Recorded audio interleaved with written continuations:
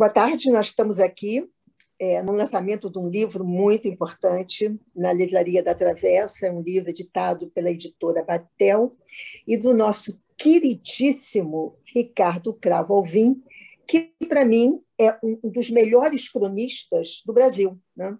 Ele é uma pessoa de uma sensibilidade incrível, ele conhece o coração do Brasil, ele entende o coração dos brasileiros, né? Ele tem uma maneira de contar que não só é agradável, mas tem uma verdade que é muito importante que nós conheçamos nos tempos de hoje, né? Ele escreveu um livro que se chama Pandemia e Pandemônio, que é muito importante porque esse livro são crônicas, mas ele conta uma história. E é uma história que nós todos estamos vivendo. Por isso, a importância desse livro exatamente nesse momento. Ricardo, como vai? Um prazer estar com você, eu adoro conversar com você. Eu queria que você contasse como nasceu a ideia desse livro. O que aconteceu para que você escrevesse esse livro? Bom, minha queridíssima e amiga tão constante, nós somos amigos há décadas. Admiração minha permanente, uma pessoa que construiu uma vida que coincide com tudo aquilo que me preocupa, que é a pobreza, são os meninos desamparados, as obras sociais. Isso tudo, de fato, me preocupa, tanto quanto a preocupação universal, infelizmente não só do Brasil, só que no Brasil foi agravada, e que é a situação da pandemia. Portanto, esse é o cerne do livro, com meu agradecimento a você, queridíssima amiga, grande escritora, a quem eu tive de entrevistar, também no lançamento do seu livro, não é em outra livraria, mas cumprimento a nossa Ana Cláudia e agradeço de imediato todos os esforços que o nosso querido editor Carlos Barbosa da Batel empreendeu junto à cadeia de livrarias que está agora assinando e mostrando, exibindo nas suas prateleiras e nos seus showrooms o livro Pandemia e Pandemônio, que está pintando com grande aceitação, inclusive internacional, Ivone, porque as pessoas imaginam que seja, como de fato é, e vamos conversar sobre isso, um relato muito decisivo e muito, pelo menos, honesto daquilo que aconteceu e por que o Brasil foi vítima dessa tragédia. Um país com 230 milhões de habitantes e que não se tomou conta, não se protegeu como deveria ter se protegido desde o início. Esse é o problema da tragédia, da expansão da pandemia no Brasil. E isso tudo é relatado no ano trágico de 2020. É um balanço, é uma grande memória organizada em crônicas, comentando o cotidiano, as mortes mais queridas, as mortes mais sentidas, a tragédia, os sofrimentos de tantas e tantas pessoas. Hoje a gente vê um número assombroso de 400, 600 mil mortos. Isso não aconteceu em relação proporcional no mundo inteiro. Então fica este grande balanço da tragédia brasileira do século XXI. Essa tragédia abriu o século XXI no Brasil da maneira mais terrivelmente contundente. Portanto, esse é o livro, com meus agradecimentos a todos que estamos aqui. E essa minha expectativa é muito, muito emocionante para mim, primeiro por você estar aqui a conversar comigo, pela editora, Carlos Barbosa, por tudo isso que representa esse tipo de sentimento. O livro é um testemunho sentimental, sofrido. Não é que esse livro tenha me dado um prazer de escrever, é impossível você ter prazer em descrever tragédias a cada semana. Mas é um balanço que eu achei necessariamente possível e necessariamente útil para o futuro imediato, como para uma observação mais qualificada do porquê isso incendeia a cabeça de muitos brasileiros, a minha também, e de tantos nós. Por que essa tragédia se potencializou a esse nível neste país continental, neste país, como diria sempre a canção popular, abençoado por Deus. O que houve em relação a isso? Eis a pergunta e eis o tema principal do livro.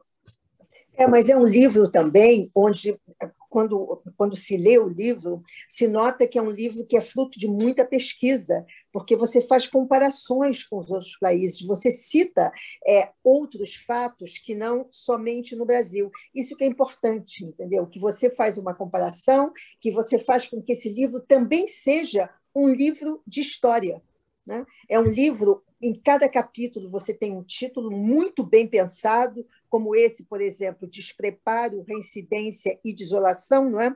Onde você começa assim, o mais escandaloso dos escândalos é quando nos habituamos a ele.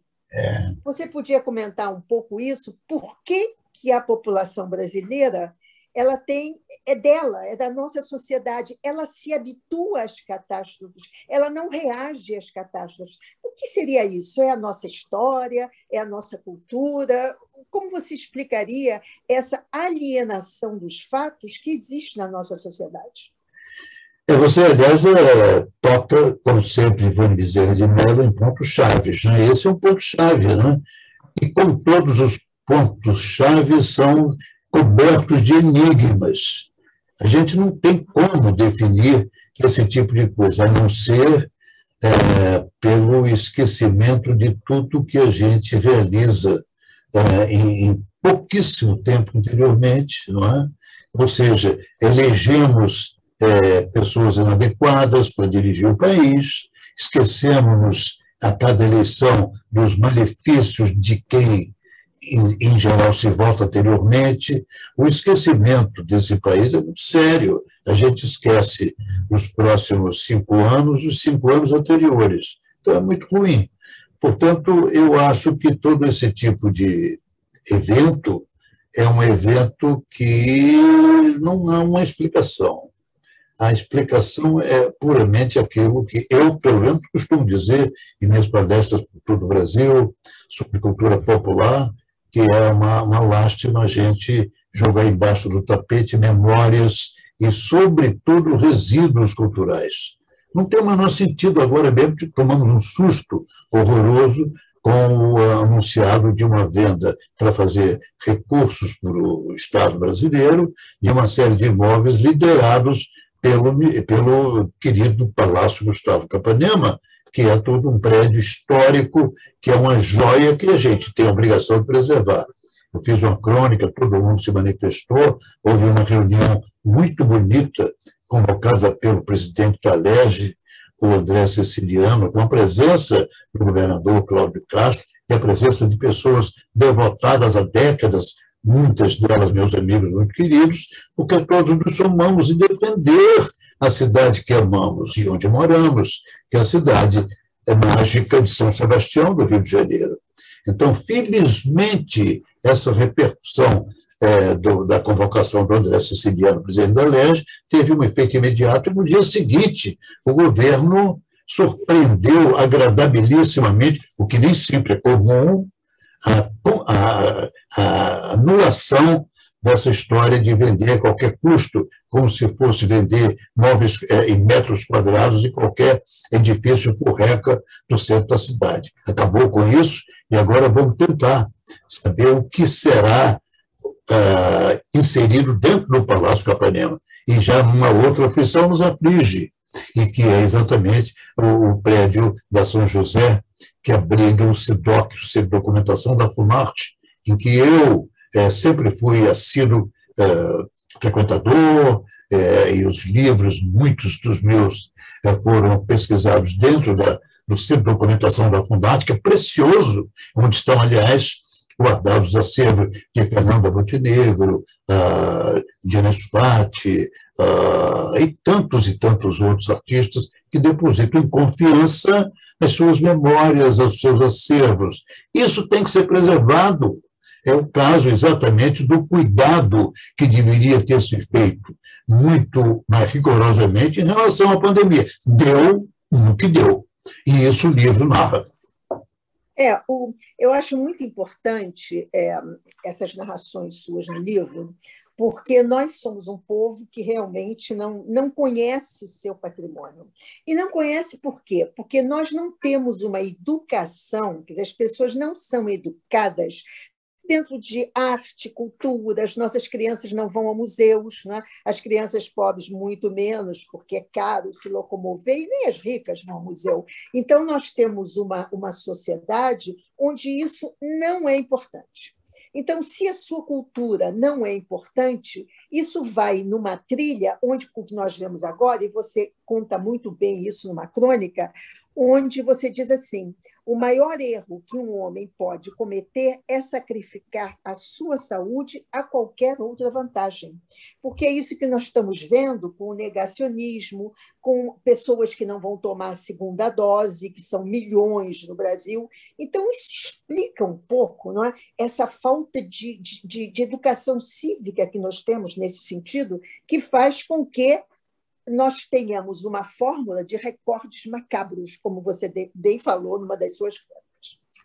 É verdade, Ivone. Eu vejo agora, falando com você, a tragédia de que você foi a primeira a testemunhar e a socorrer, que foi o assassino dos meninos da Candelária, que é o seu objeto de livro, objeto de discussões e objeto de admiração geral pelo país há décadas.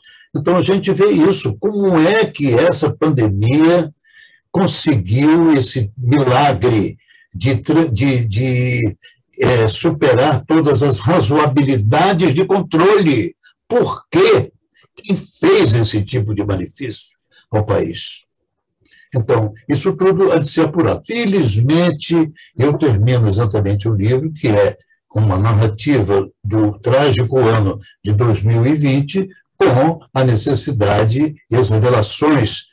Se não fosse a existência da CPI, que começa a levantar coisas que Deus até duvida que pudesse existir num país que apregoa a possibilidade e a necessidade, e para isso o presidente da República teve uma das suas bandeiras principais, que nós que votamos nele cobramos, e que é a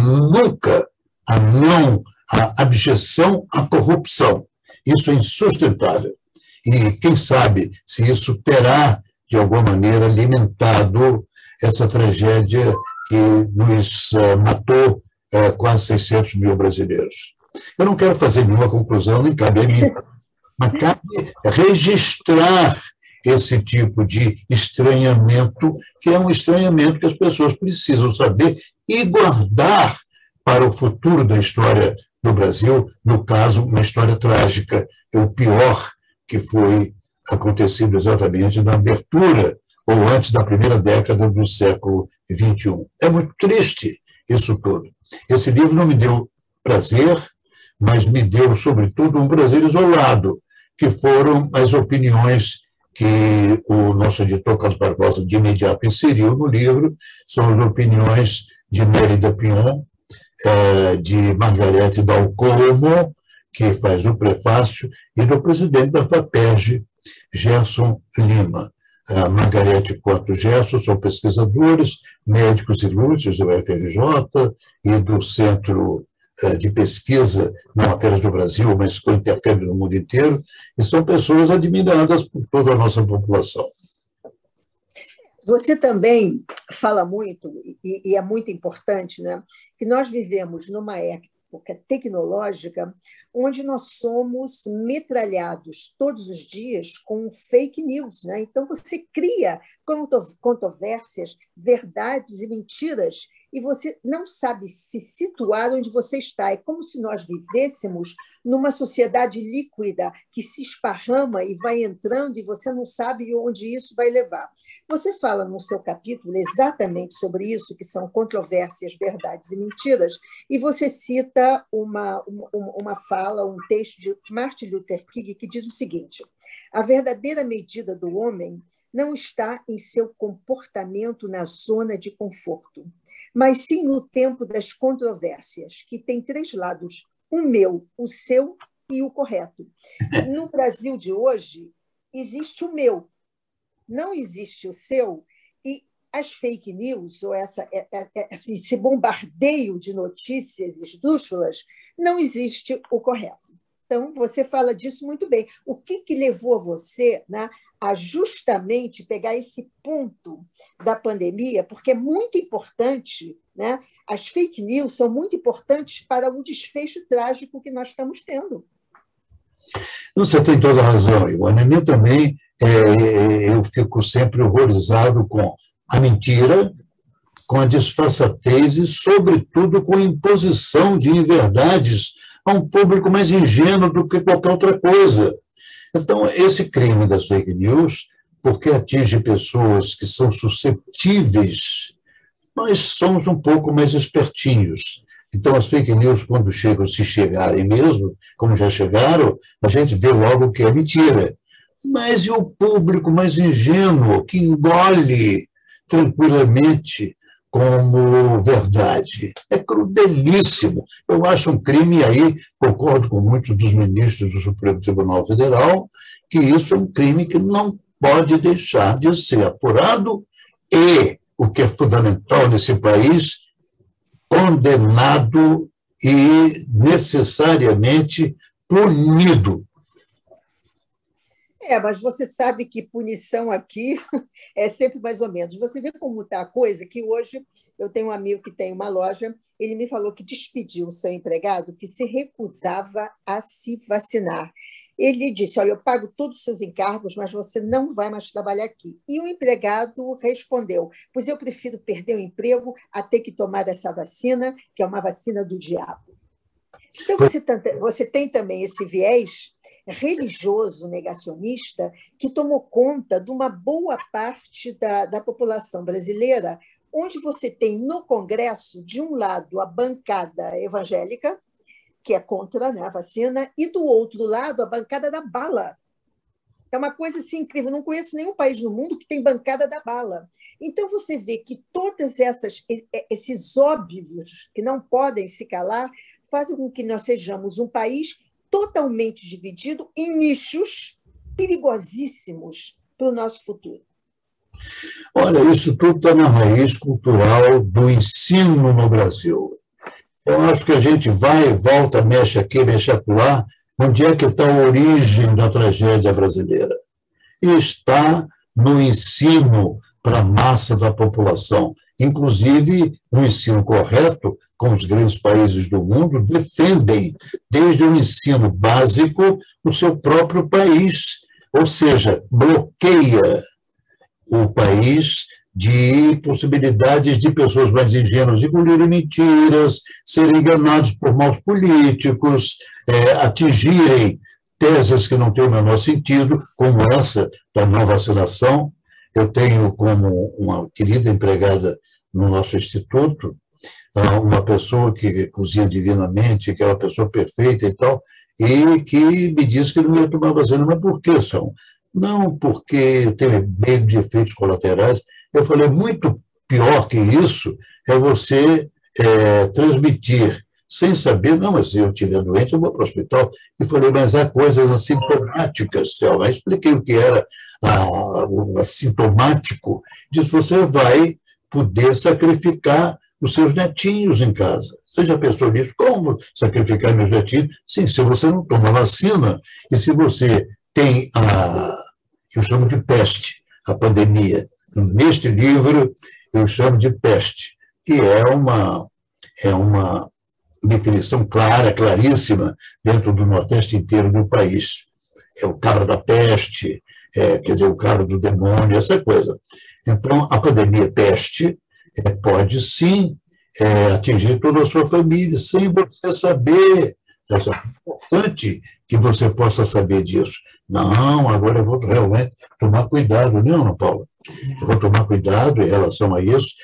Mas por que esse tipo de proposta negativa para cumprir obrigações sociais que atingem toda a sociedade? Porque sempre faltou o ensino básico, sobretudo, para que as pessoas mais humildes, que começam a trabalhar desde muito cedo para sustentar a sua própria casa, possam sair desse lamaçal de ignorância.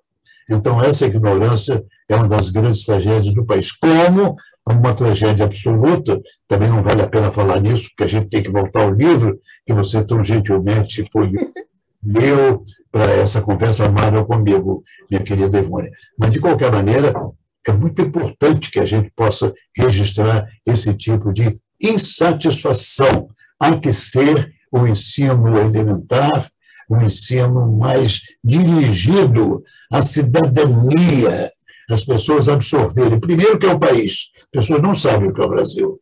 Segundo, Não sabem. o país. Respeitar o país, respeitar valores básicos como essa vacinação, como o valor básico da miscigenação, como não ofender o contrário, como respeitar as pessoas que pensam diversamente da gente. E esse tipo de coisa a gente fica perplexo quando vê políticos apregoarem exatamente esse tipo de cisânia, ou seja, divisão no contexto social, o que é trágico. E o que é o que leva a esse tipo de tragédia brasileira, né? A evasão dos bancos escolares. Isso é uma grande tragédia brasileira, como agora a segunda tragédia brasileira, que ninguém esperava, é você ver um número de 30%, 40% de brasileiros que não querem receber a segunda dose da vacina, o que é insustentável. É processo educacional. São os governos múltiplos e continuados que nunca abriram seus olhos suficientemente para essa tragédia. Porque quando você olha, eu costumo dizer que uma parte da população brasileira saiu da caverna do Platão. Eles estavam lá, enfurnados na caverna, e, de repente, houve circunstâncias no país que essas pessoas todas saíram da caverna e que viraram uma horda de bajuladores. E você, no seu livro, escreve um texto de Santo Agostinho, que eu acho lindo. Santo Agostinho disse assim, 150 depois de Cristo, hein?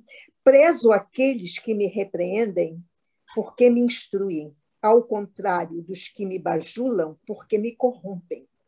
Eu acho isso muito profundo. Quando você disse que você não teve prazer em ler esse livro, eu digo a você que eu tive o maior prazer em ler esse livro. Ele não é um livro pesado, ele é um livro verdadeiro, mas ele também, dentro dessa verdade, ele é um livro poético, porque você é um ser poético, Ricardo. Você nunca escreveria um texto que fosse absolutamente desprovido de poesia. Então, é um grande prazer que eu tive em ler esse livro. E você, ao relê-lo muitas vezes, você vai ter o mesmo prazer que seus leitores, você vai ver. Querida Ivone Bezerra de Mello, você é sempre gentil, sempre afagante. Esses livros que você distribui, desde os seus próprios meninos chacinados da Candelária, você continua a distribuir ao longo de sua vida pelos seus amigos, e eu sou um beneficiário agora. Eu acho que você e eu, e muitos outros nesse país, não é que nós tentamos consertar, né? Não tentamos. Eu acho que nós tentamos mostrar que existem caminhos. Né? É o que eu faço todos os dias, eu mostro que existem caminhos possíveis. Né? E isso também é o papel de nós escritores, é o nosso papel. Né? Mesmo em ficção, quando nós escrevemos ficção, há sempre uma mensagem. Sempre tem que haver uma mensagem. Né? Então, eu acho, Ricardo, que eu só tenho que parabenizar você por esse seu livro. Com certeza vai ser um sucesso aqui em Lisboa, depois vai ser traduzido por outras línguas, porque é o que nos está dando alento, ele vai nos dar alento de compreender o que está acontecendo. Né? Normalmente as pessoas escrevem nos seus nichos, você não, você pegou uma coisa muito ampla da nossa sociedade com pensamentos transparentes e verdadeiros. Muito obrigado, Ivone. Eu fiquei muito surpreso quando o livro começou a ser lido por amigos meus, inclusive cônsules de países até tão próximos como países de língua espanhola, mesmo de língua francesa e tal. As pessoas me disseram exatamente esse tipo de coisa que você está apontando e prevendo eventualmente. É que o Brasil tem muito interesse no mundo inteiro. O Brasil é, de fato, um país extremamente interessante, até pela tragédia que nos acontece agora, com essa excepcionalidade mundial, que é um número, em relação à sua população, um número altíssimo de vítimas no Brasil. Ah, porque não é? Porque pandemia é para atingir mesmo um número muito alto e tal. Só que a CPI, eu acompanho a CPI religiosamente, não me desgrudo da televisão nos dias de CPI. E a gente vê com a maior surpresa que as coisas estão se revelando e se evoluindo em relação àquilo que a gente precisa saber e o porquê dessa tragédia ter atingido esse nível, né? Então, isso tudo é muito importante, porque a gente agora, eu sinto, em contato com amigos internacionais, que as pessoas têm todo interesse em ter esse resumo por este livro da tragédia que ocorreu no Brasil, que é um país que está em permanente observação por muitos outros países. É uma tragédia, Ricardo, que ainda está ocorrendo, porque nós temos reformas no Congresso muito ruins, né? Nós temos uma reforma política que vai tirar o pouco de mulheres que existe na política, né? Você tem uma reforma várias, né, que estão sendo muito ruins para o Brasil. Então, eu acho que esse processo ele continua, ele não acabou, porque a pandemia não acabou. Nós temos aqui a Delta, que está minando uma parte dos brasileiros, onde as pessoas não estão estão se lixando para isso, sabia? É muito triste isso. Os prefeitos abrindo, como você fala muito bem no seu livro, abrindo, os prefeitos achando que a economia é mais forte do que a saúde dos habitantes desse país, e nós não vamos nos livrar disso tão cedo. É verdade, Ivone. E uma das teses que você agora acaba de avançar em relação à insistência nos livros, no livro Pandemia e Pandemônio, é exatamente essa má compreensão por parte do Ministério da Saúde, portanto, por parte do governo executivo no país, da necessidade de medidas duras aqui, acolá. Não porque prejudica a economia. Dizemos nós sim, porque salva vidas. É muito mais importante salvar uma vida do que salvar R$ 1 na economia do Brasil. Pelo menos é a nossa tese de pessoas que amamos o próximo, pessoas religiosas. Eu sou católico, você também, e há tantas pessoas que se dedicam exatamente a aprender que amar o próximo é a principal virtude de qualquer ser humano. É o primeiro mandamento. Ame a seu próximo como a si mesmo. Isso é fundamental. Então, eu acho, Ricardo, que esse livro vai nos levar a algumas reflexões, né? Algumas reflexões importantes que nós temos que ter todos os dias. Eu vou levar esse livro para a minha sala de aula, eu vou ler as crônicas para os meus alunos, para os meus jovens, e vamos ver o que eles vão dizer sobre isso. Eu acho importante você educar os jovens nessas questões. Eles não estão sendo educados nessas questões. Então, depois eu dou a você um feedback do que eles acharam do livro, tá? Mas nós vamos começar a semana que vem a ler as crônicas, tá? Você queria dizer alguma coisa nas suas considerações finais, Ricardo? Bom, é claro que eu preciso me dizer de imediato no encantamento pelo que você acaba de me dar de presente. É isso que eu gostaria de que esse meu livro, esse meu esforço, essa minha tristeza pudesse ser um pouco amenizada. É que isso pudesse servir, ser útil para algumas pessoas, pelo menos algumas pessoas, e nada mais útil do que criança. Essa coisa de você me dizer agora que vai fazer com que as pessoas possam, nas escolas, se conscientizarem, é um prêmio para mim. Então, eu vejo que essa entrevista já começa a dar frutos imediatos, graças à generosidade e ao sentimento de ser útil de você, Ivone Bezerra de Mello. E de Mello, a quem todos nós devemos tanto há tanto tempo. Muito obrigado, querido. Não, obrigada a você, Ricardo. Continue a escrever, né? Continue, que nós queremos ter cada vez mais livros seus. Obrigado, Ivone. Obrigada, muito obrigada a todos. Foi um prazer.